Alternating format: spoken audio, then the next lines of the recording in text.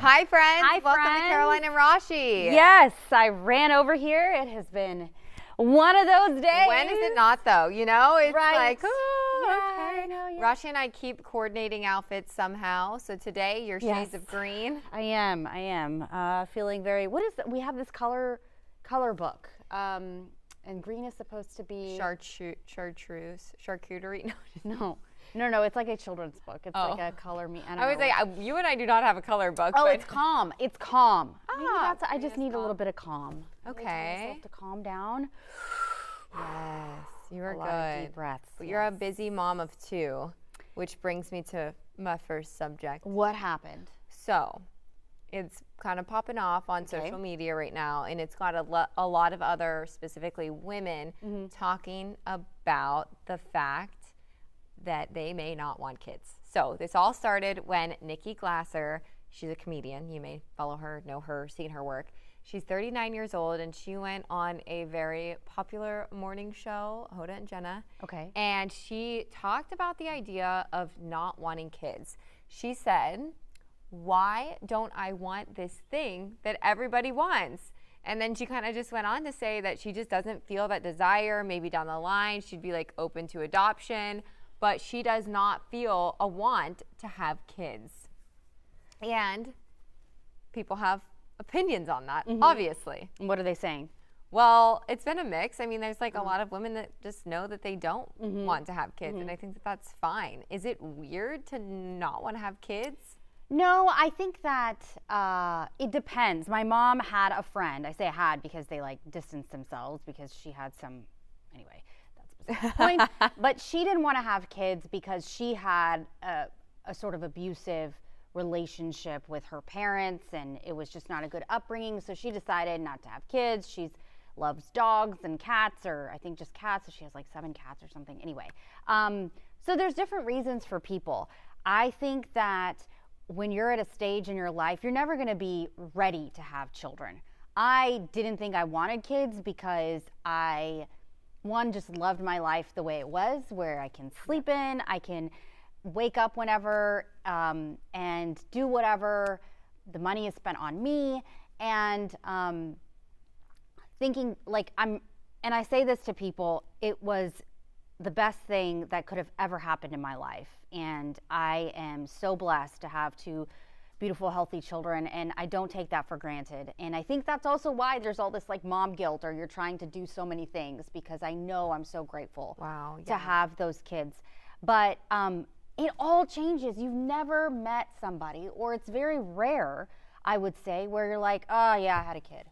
Yeah, right. You can look at it the other way. Totally. Because once you've not experienced it, I mean, just instead of kids, say something else like a relationship. I don't want to be in a relationship. I don't want to be. But then when someone actually finds that person, like, well, I mean, I felt that way until. Yeah. Right? Yeah. So, yes, it's hard and it's intimidating, but you just love so deep and grow in so many ways, and it really is the hardest, best thing you can ever do. Oh, wow. So I know. I was like, whenever I learned that you were not sold on having kids originally when you got married, I was like, really? Because you're such a good mom, and like thank your you. kids are so loved, of course, obviously. But I never, you know, and I also had, my parents got divorced after 30 years. And so I also was like, I don't know if it's, you know, I had that in the back of my head too. And Daniel was so great because I even told him, I was like, I don't want kids. I don't want kids.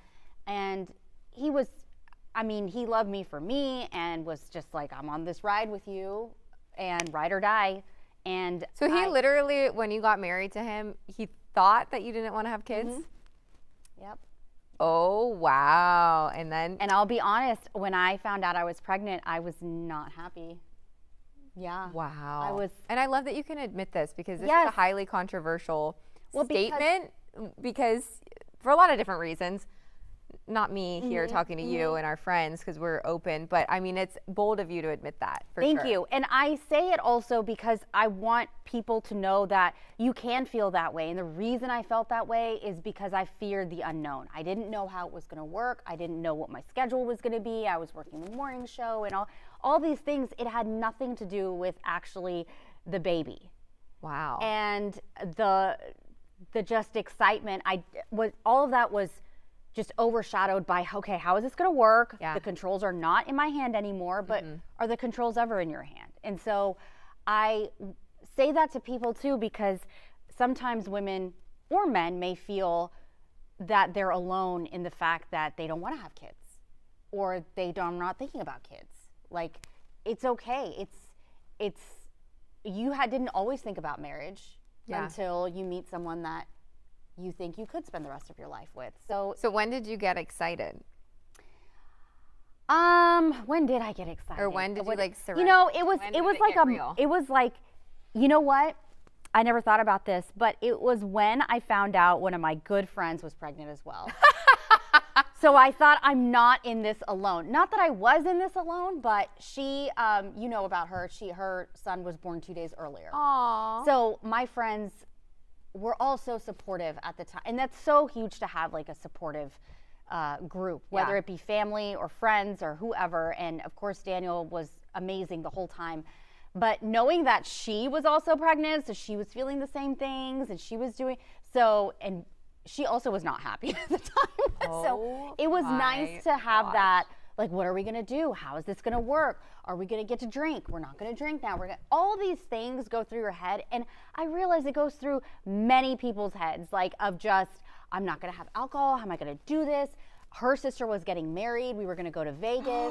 How are we going to be in Vegas with no alcohol? We did it. Oh, no. And you we went to Vegas pregnant? We were both 6 months pregnant. No way. Yes, and it was the best time because we were thoroughly enjoying it. We were at the club. I don't remember what club it was, Hakkasan or... OMG. They had two, one of my... Yeah, okay, she's the one that got married. And they had two tables with bottled service, but they have this like gas or something that they put in the air where you're awake. Yeah. So we legit did not leave the club until 4 a.m. Stop it. 6 months pregnant? Yes. This is the best story I've ever heard of you. It didn't even, we were in the party bus. We were it. holding the poles. I mean. Yeah. Yes, we did everything, and we didn't have a hangover. Oh, wow. We're just very present. Oh, my gosh. A lot of you fun. just made me feel like so much better about the possibility of having kids in the future. Yes. No, it is. It's great. It's, you just think, okay, no alcohol for 9 months. How am I going to ever do this? Like, yeah. But you don't even feel like having alcohol, honestly. Yeah, I bet. Everybody's experience is different. Now, like Melissa Wilson, she was giving me advice and she told me, I just loved being pregnant. She would say that. Yes. She was like, it was just a beautiful time. I was not like that, but maybe it was also because of my circumstances and that I had to wake up at 2 a.m. No, but I feel like you don't know until you know, but I feel like I would be more like you. And that's like a difficult process for 9 months that your body has to go through. Yes. I'm not so sure that I would personally feel like it was this like beautiful experience, beautiful in the fact that how amazing that your body can do that. But like, other than that, I'd probably be I'm like, okay. What's happening? What's going on? I did find it extremely funny towards the end because I had this like jolly laugh. Because I was like, I guess I can't breathe. Your lungs are being crushed.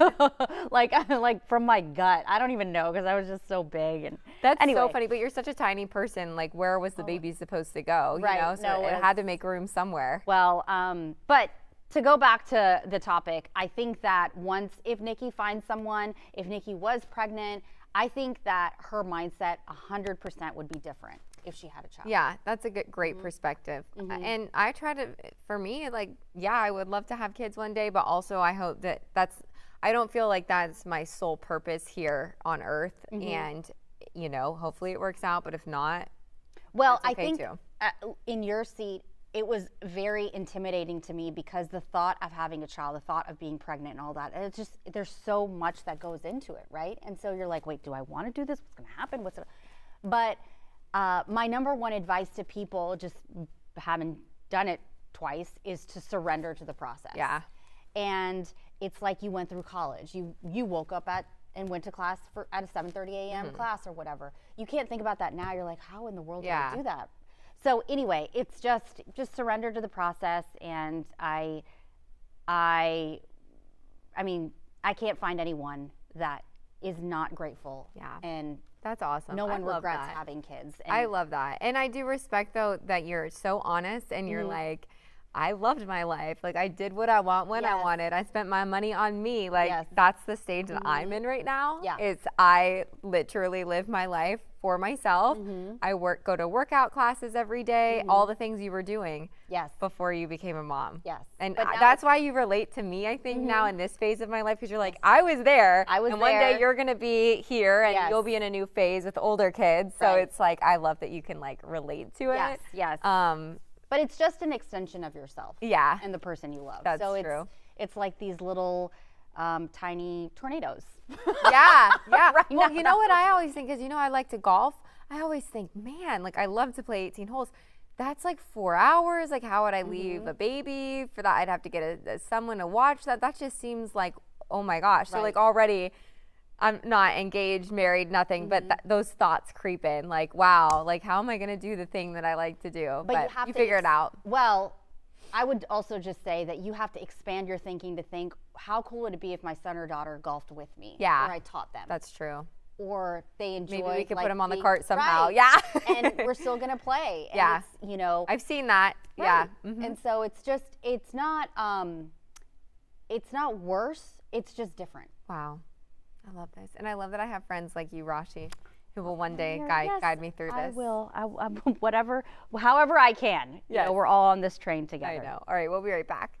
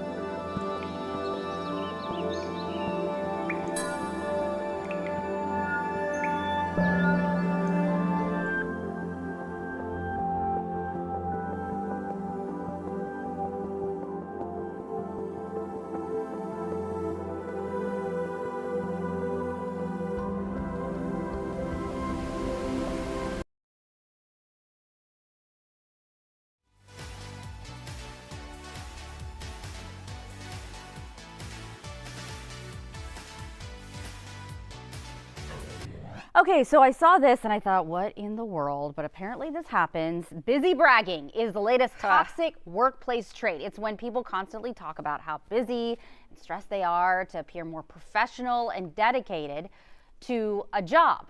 But a new survey says people who do this are actually perceived as less competent and less likable by their colleagues.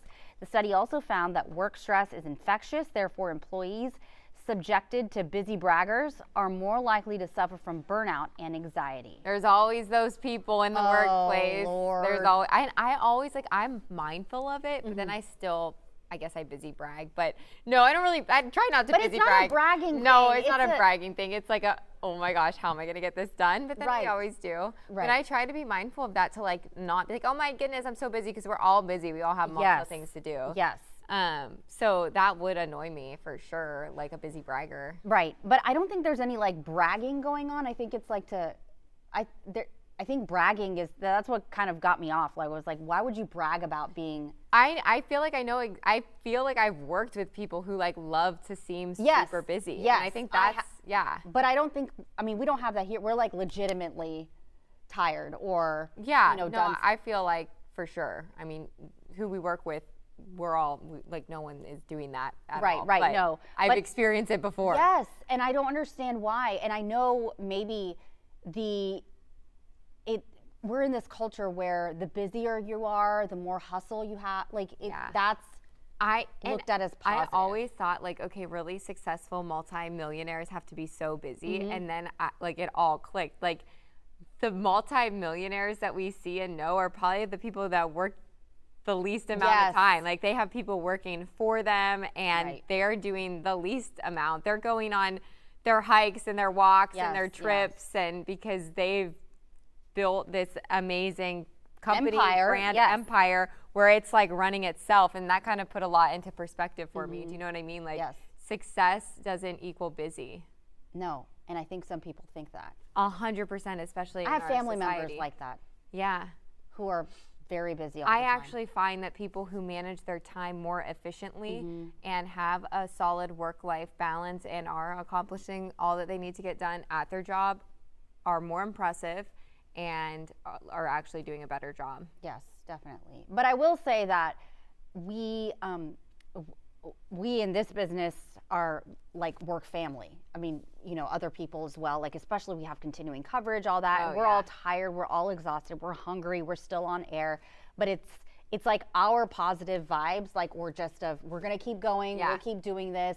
That helps so much. Totally. Because I've been at stations where they're like, oh, can you believe this? What are we doing? How's this going to, I know. The whole time. There's a great understanding, but I also think it has to do with like getting to this level. We're in the 6th largest news market in the country. So there is an understanding in this field that whenever there is breaking news, it's all hands on deck, and like we are nonstop, because that's how it is. Yes. It's whenever, I guess, in our type of field, like if something literally wasn't important and like your boss is like having you do something absolutely crazy. This doesn't happen here, but I'm just saying, that's when it would be like, okay, what are we doing? But when important things are happening, there's a job and coverage that needs to be done. Like, we're all hands on deck. Yes. And we were on air for 6.5 hours straight. You together, and we were like, for the next time that we have to do this, I'm going to bring these snacks. You can bring this, Totally. Just to I did actually yesterday, like I grabbed a snack before I came out here, so I didn't know how long I'd be out on the anchor desk. And I was like, okay, like I still ate it.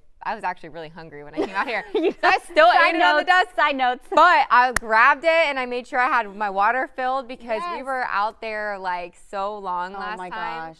So I threw a couple snacks in my drawer just to make a bag and have it. Yeah. Grab it the next time crazy stuff happens. Ready to go. Yeah. Yeah. All right, we'll be right back.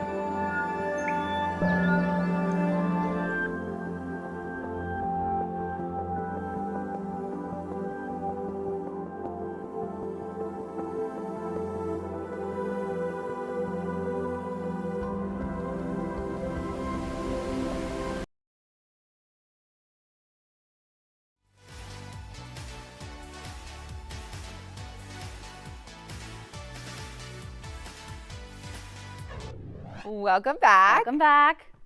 Hi, friend. Okay. The top of the show again. The top of the show. You can take this one. Okay, fine. All right. So iPhones could soon have new artificial intelligence generated emojis, folks. A Bloomberg report shows the company is working on software that can make emojis in real time based on what the user is texting. And there's also talk about Siri getting an AI upgrade to improve natural speech and introduce other capabilities. Now, we should get more details on June 10th. That's at Apple's annual Worldwide Developers Conference. I'm saying this all like excited, but also creepy. Yes. And what happened was on Facebook, some of my friends had their birthdays. So I just clicked on it. You know, Facebook is like, you're not using it as much. And it already had like the generated like happy birthday or happy this thing. So it's not genuine.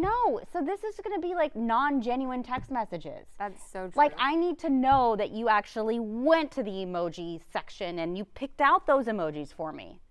Yeah, I feel that. Right? I do. We all use emojis, and this is just going to maybe make them less genuine. I don't know. It's creepy to like see how all this is evolving. Yes, and I don't want you need to manually insert the emoji. I'm huge into emojis and exclamation marks. I like emojis a lot. I use them a lot. What's your favorite emoji? I think mine has to be like the fire. Oh, I was going to say mine is the prayer.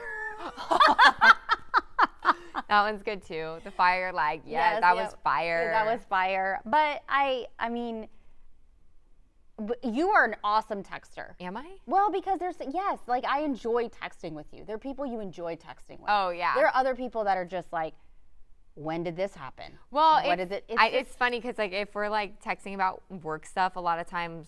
Oh yeah, it's just to the point. We don't use any emoji, no exclamation points, nothing. Like, hey, you in the meeting? You need to get here. You're late for the meeting. Crap, I had the wrong day in my calendar.